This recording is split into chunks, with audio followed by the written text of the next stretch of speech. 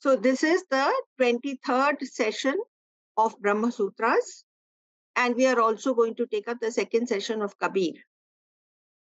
And we'll start with an invocation. So take a deep breath in.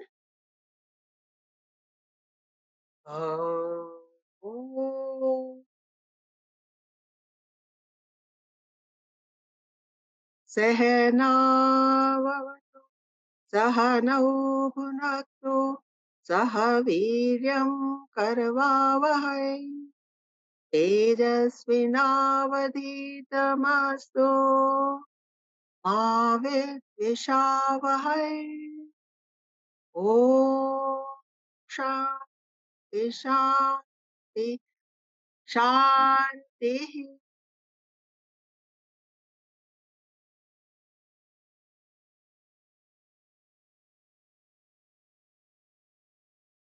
We are on the second chapter of Brahma Sutras, and the section is 2. We are going to take up 1 to 17 sutras. So the topic 1 in this section 2 of chapter 2 is Sankhya view refuted.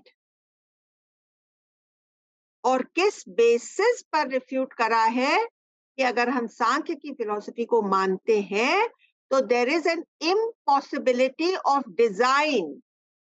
वहां पर एक खुद ही में contradiction हो जाएगा, इस वजह से वो ऑटोमेटिकली रिफ्यूटेड है. Now I will take you through the sutras. Sutra 1 is the inferred one. मतलब सांख्य फिलॉसफी का inferred one कौन है? प्रधान. Is not the cause owing to the impossibility of explaining the design as also for other reasons. पहले सूत्र में design के बारे में बात किया है और उसके बाद 10 सूत्रों में दूसरे जो इनकॉम्पैटिबिलिटीज हैं उसके बारे में जिक्र करा है, जिसके ऊपर हम लोग टच करेंगे और मैं आपको बोर जरा भी नहीं करूंगी. I will go fast over it. Why is it necessary to repudiate the other philosophies? It is necessary to repudiate the philosophies of Sankhya and others which run counter to right knowledge. हमारे अंदर की समझ हमेशा करें. इसलिए हम जब जैसे शब्द इस्तेमाल करें आत्मा, तो कभी जीव आत्मा के लिए अगर इस्तेमाल करें और आत्मा को रेफर करें तो हम रॉन्ग हो जाएंगे. इसी तरह से जब हम प्रधान को कॉज करके उसको एड्रेस करते हैं या उसके बारे में वो धारणा रखते हैं तो हमारी पूरी समझ कॉन्वोल्यूटेड हो जाएगी. इसलिए जरूरी है कि इनको रेप्यूटिएट कर दे, रिफ्यूट कर दे. Since many honorable rishis have accepted Sankhya, the effort to expose their hollowness, their superficiality, hollowness का मतलब पूरा hollow नहीं है, लेकिन थोड़ा superficial समझ है, समझ की में गहराई की कमी है. The world cannot be dependent on something which itself is insentient and does not have the power to mutate. पहली बात कही, प्रधान is insentient, it is part of Maya which is insentient, and so we cannot call it that it is the cause of the origin of the cosmos. Ishwar. Shashi ji is looking a little confused. Yes, Amla ji, I am. हाँ, तो शशि जी बात ऐसी है कि माया में जो highest है उसको हमने ईश्वर का नाम दिया है.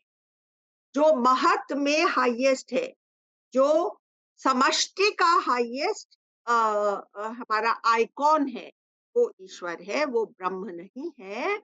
उसके ऊपर उससे भी अति परे जो कृष्ण भगवान ने कहा है वो ब्रह्म तत्व है, जो कि सेंशियंस है, which is the very life of this cosmos. So that life tattva, that aliveness which is there, that magic which is there in the cosmos, that cannot be attributed to Ishwar, which is part of Maya, which in itself is dependent on Brahma. आप इतना Yes. तो जानती हैं ना शशि जी? अब मैं समझ गई. समझ गई ना? बिल्कुल बिल्कुल. Oh. Even limited products like roots and sprouts are born out of a combination of many materials, and all of them are faced with the predicament of sattva, rajas, and tamas. Thus, these series of changes cannot end in an insentient principle. जो उसके अंदर इतने changes होते रहते हैं क्योंकि माया में ये 3 गुण हैं और उन गुणों के ऊपर ये पूरी सृष्टि डिपेंडेंट है, तो it has to have something which is more alive, और उसके बारे में हम और आगे खोलेंगे.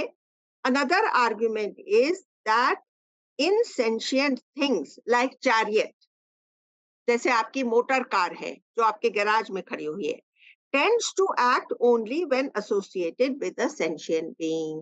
तो मोटर कार तो वहीं पर खड़ी रहती है जब तक कि उसके अंदर ड्राइवर आकर के नहीं बैठता है ना? जब ड्राइवर आकर के बैठेगा तभी वो मोटर कार चलेगी, है ना? तब तक वो as a jad thing it will remain standing in your garage. इसलिए इसका ओरिजिन और basis has to be something which is sentient. ये सारा एक्सप्लेनेशन जो है ये पहले सूत्र के ऊपर है.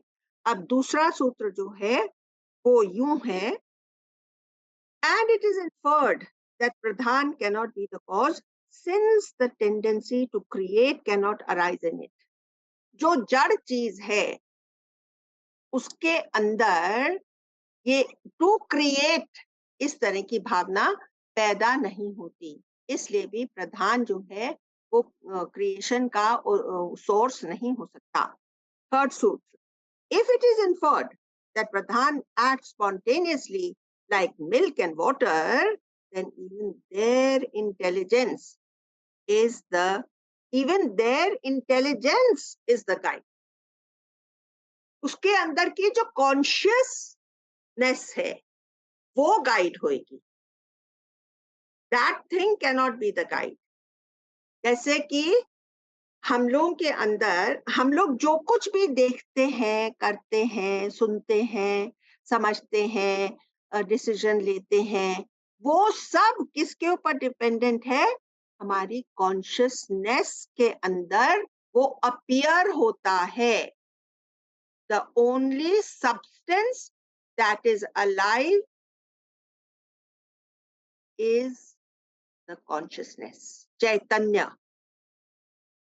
जैसे माया is totally dependent on two factors which science has agreed, time and space. Scientists say in order for creation to take place there has to be time and space. तो उन्होंने कहा for the cosmos to have a creation there is time and space are a given.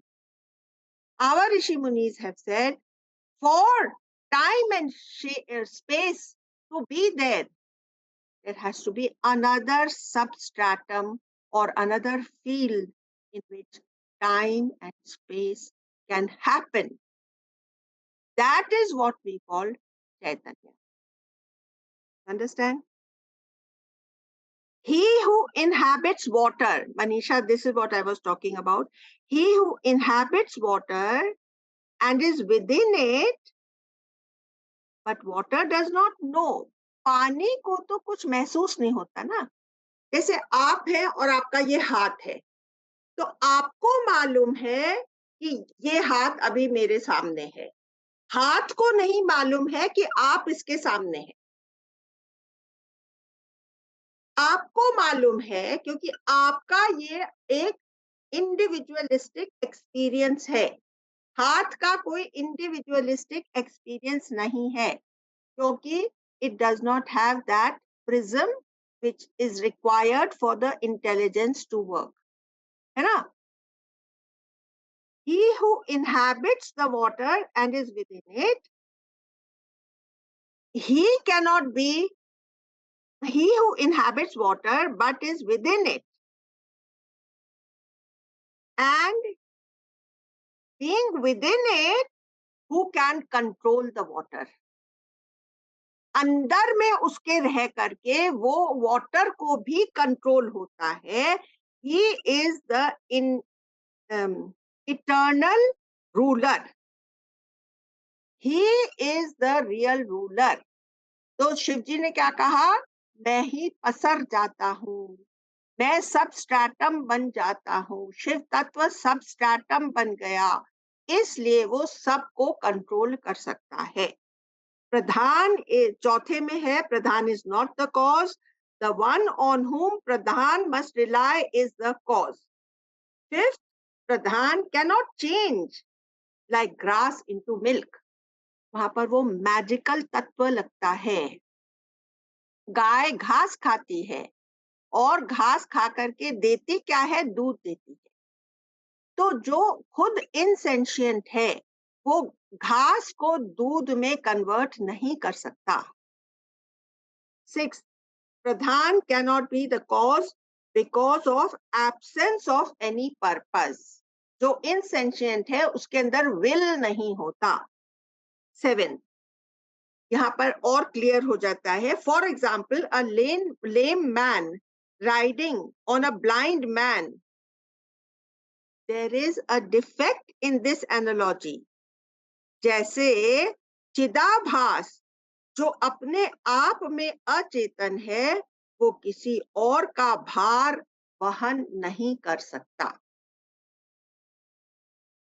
और 8th, 9th और 10th में sum up करते हुए कहा है कि the Sankhya doctrine is therefore incoherent because of the contradictions it involves. तो यहाँ पर आकर के हम लोग सेकेंड चैप्टर के सेकेंड सेक्शन में 10वें सूत्र तक सांख्य को डिमोलिश करते हैं. ठीक है. अब टॉपिक 3, उसमें वैशेषिका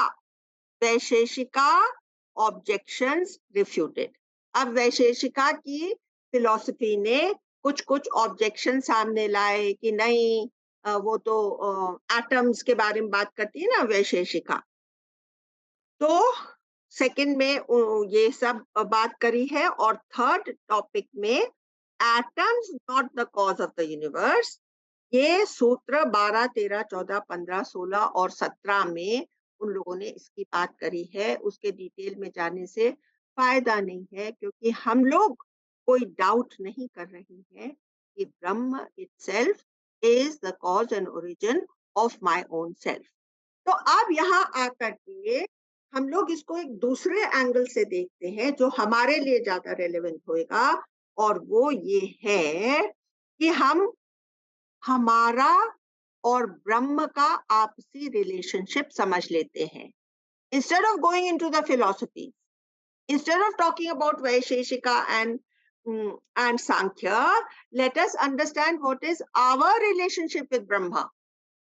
और यहाँ पर मैं आपका दिल बहला देती हूँ, आपको छोटी छोटी कहानियां सुना करके सुंदरकांड से. ठीक है. शशि ने हाथ जोड़ लिए. तो सुंदरकांड में एक रेफरेंस आता है. एक दिन रावण क्रोध में आकर सीता मैया को मारने चला. और ये कौन सा दिन था? वो ही दिन था जब हनुमान जी अशोक वाटिका में आए थे और पेड़ के ऊपर छुप करके सारा दृश्य देख रहे थे. और उसी समय वहां पर रावण आया, जैसे कि उसकी हमेशा की आदत थी. और आज वो सीता मैया से इतना नाराज हो गया कि वो तलवार खींच लिया उसने और वो कहने लगा कि मैं तुम्हें मार देता हूँ. और उधर हनुमान जी बैठ करके दृश्य देख रहे हैं. सोचिए क्या बीत रही होगी उनके ऊपर. तो उन्होंने कहा मैं जल्दी से उतरता हूँ, मैं इसके हाथ से तलवार खींच करके इसी का सिर काट करके इसके सामने में लुढ़कवा देता हूँ. लेकिन हनुमान जी को ये करने की जरूरत ही नहीं पड़ी, क्योंकि मंदोदरी ने रावण का हाथ पकड़ लिया. तो मंदोदरी ने जब रावण का हाथ पकड़ लिया तो और ये बात टल गई, तो हनुमान को एहसास हुआ कि ईश्वर को जो काम जिससे लेना होता है उससे करवा लेता है।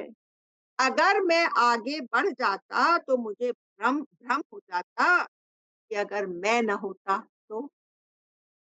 देखिए, हम लोग सबकी प्रॉब्लम यही है ना, हम लोग अपने आप को इतनी इम्पोर्टेंस दे करके बैठते हैं, हमारे जीवन में जितनी भी सिचुएशंस आती हैं, हम सोचते हैं कि अगर मैं ना होता तो ये देखो ये सिचुएशन सारी बिगड़ जाती।